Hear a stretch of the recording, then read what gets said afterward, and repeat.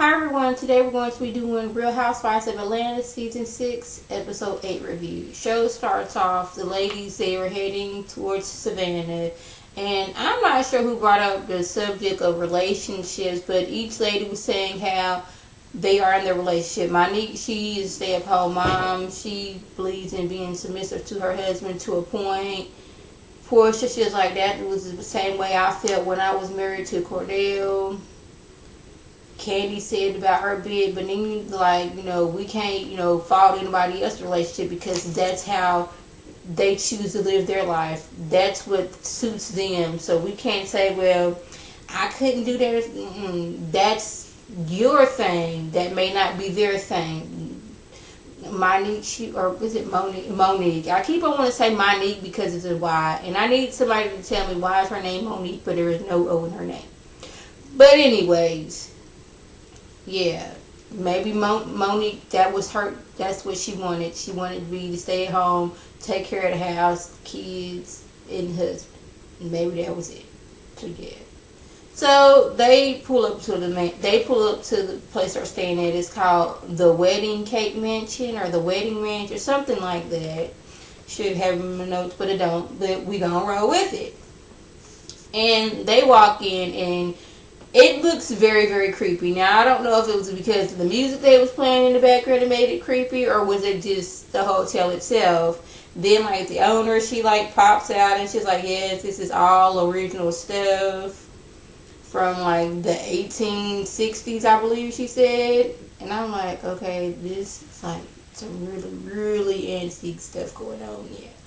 Okay, so somebody asked, we heard there's a lot of haunted houses in Savannah, and she's like, this may or may not be one, but these is friendly ghosts. Apparently Casper lives all up in that mansion. Me right in there, I wouldn't want to stay there. I'm not trying to see any kind of spirit from beyond or none of that. I get creeped out when I'm sitting in here in my house and I hear noise. Yeah. Could be my little nephews, or the ice maker is one thing. When the ice is dropping, that thing, or you walking in the kitchen in the middle of the night for whatever reason, or in the daytime, and that piece of ice falls and you almost jump out your skin. See, I'm not cut out for none of that, but they decide to stay. It's time for them to pick their rooms.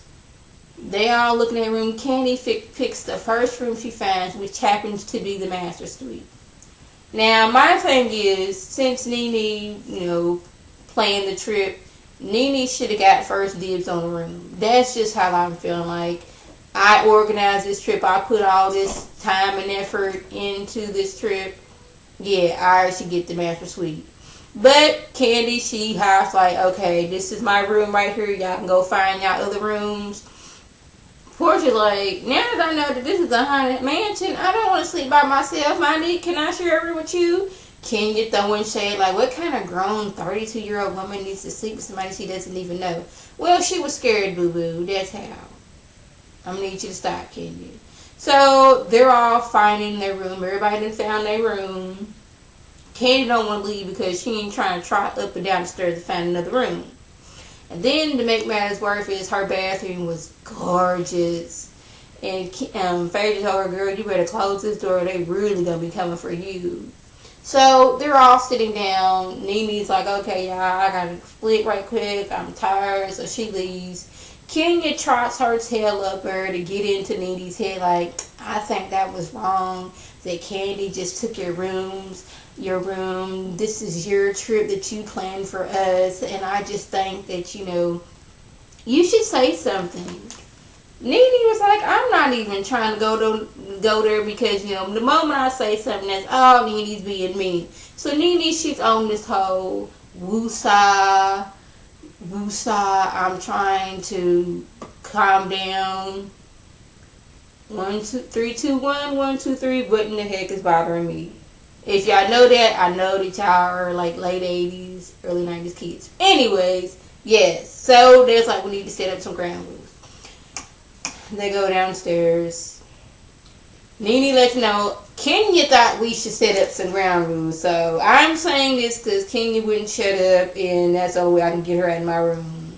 Yes, we should be all kinds of punctual and on time. We will not be late on this trip. They looking like we grown women, but we need to stop being late. This is the point of it. Just be on time. Okay, just chill. Yeah. How to Read 101 with Cynthia Bailey. Yes, it was the next morning, and my Monique comes in to talk to Cynthia. She was like, well, but I getting read last night? Because Monique, she don't know nothing about getting read, sewing shade, catching the tea. She don't know nothing about none of that. And quite frankly, I just figured out a little bit of myself. But, she's like, she's not all hip to that. So Cynthia's like, okay, girl, we're going to have to get you together. We're going to have to get you some makeup on and get you looking right. Because first of all, rule number one, you can't be trying to read somebody looking all kind of crazy. You cannot read somebody when you have no makeup on and you wearing a jumpsuit. No, at least if you're going to read somebody, make sure you're looking well dressed so they can't read you back. That's first of all. Make sure your makeup is on. Make sure you have a good outfit. Make sure do you have you a gay friend? If not, I'm going to need you to get one, because they going to keep you up with all the tea, tell you who's throwing shade, yes, and teach you how to read. Yeah, Cynthia, she was going for it, and she was like, okay, yes, last night, yes, you was getting read, but you didn't feel it, but everybody else in the room, we collectively felt it for you, so we're going to have to get you together. So if it needed, you need to read somebody, you know how to do it and know how to do it right. So Nene comes in, like, what y'all doing? It's like, we're trying to get this girl together. And I don't know if they started talking about reading, but yes, like, we need to get her together so she knows how to read, throw shade, and catch a tea.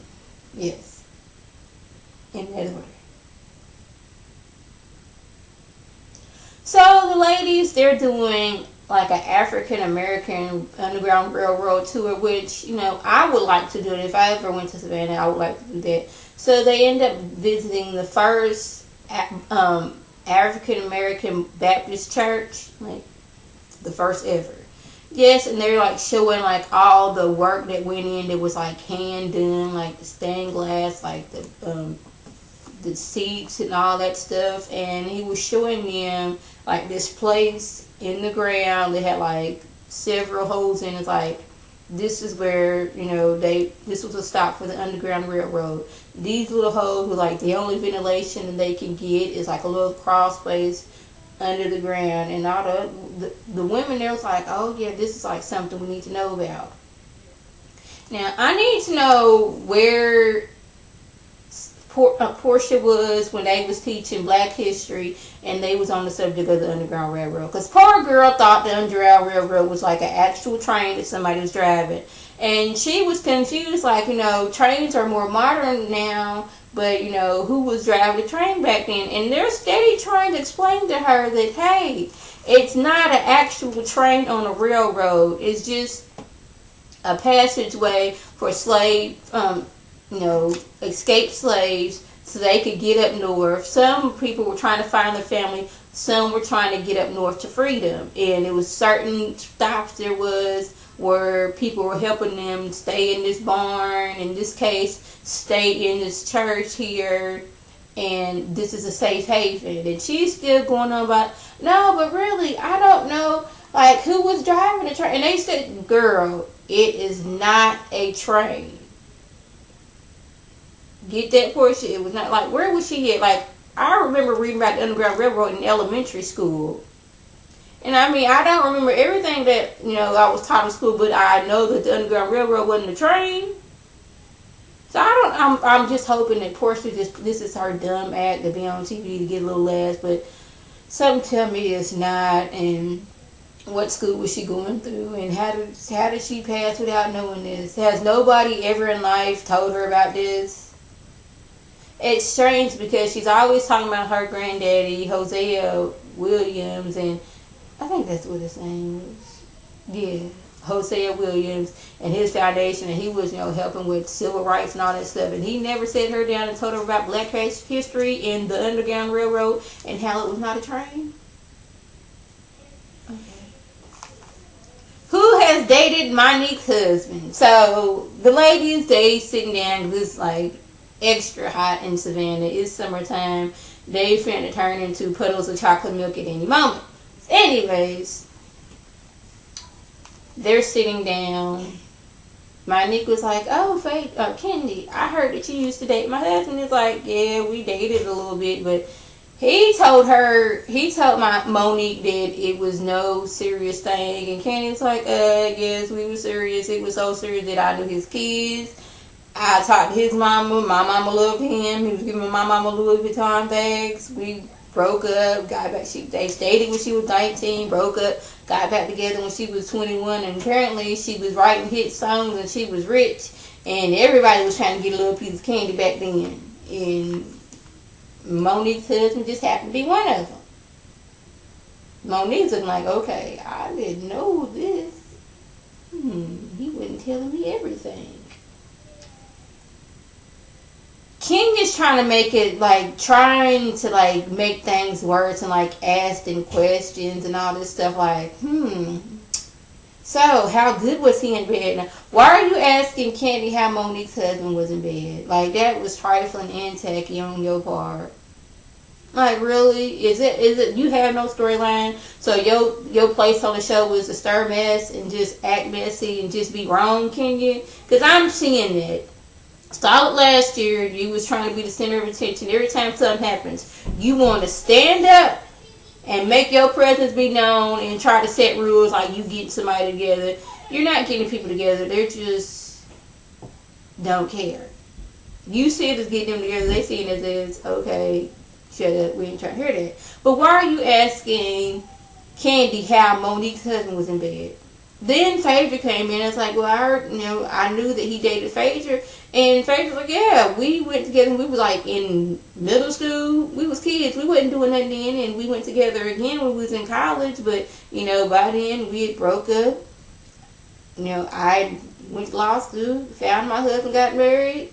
I don't want to be no disrespect to you in your marriage, just like I don't want you to be a disrespect to my marriage. Kenya's over here like, So, who else to slept with him? I'm like, Kenya, please, just stop. Just stop now. You're making my head hurt. Yeah. Portia and Monique start fighting because Portia made a comment like, well, I guess your husband didn't tell you everything about his former life. Like, that's his former life. Now, if he was out doing something now, then yeah, I'd be mad. But the fact that he didn't go into how deep a relationship he had with Candy was kind of messed up. But remember, this is like 20 years ago. This didn't just happen. This was before he met his wife, when he was single, I'm assuming. And he was, willing to date whoever and whenever. So the Portia's like, well, he didn't tell you anything. And she's like, I wasn't all up in your business about your husband. So get out of mine. They arguing back and forth.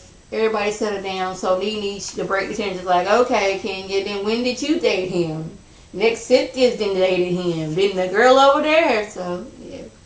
It wasn't that, enthralling of an episode, if you will. It was some cute spots. I did like that they did, since they were in Savannah, they were actually getting a little Black history in, some more than other. Portia, I guess she finally knows, or maybe she still don't understand that there was no train at the Underground Railroad.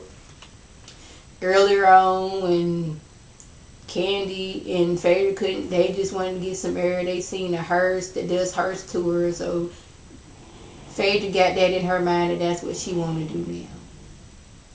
Yeah. So that was just it of the episode. If I left anything out, by all means leave a comment or a video response.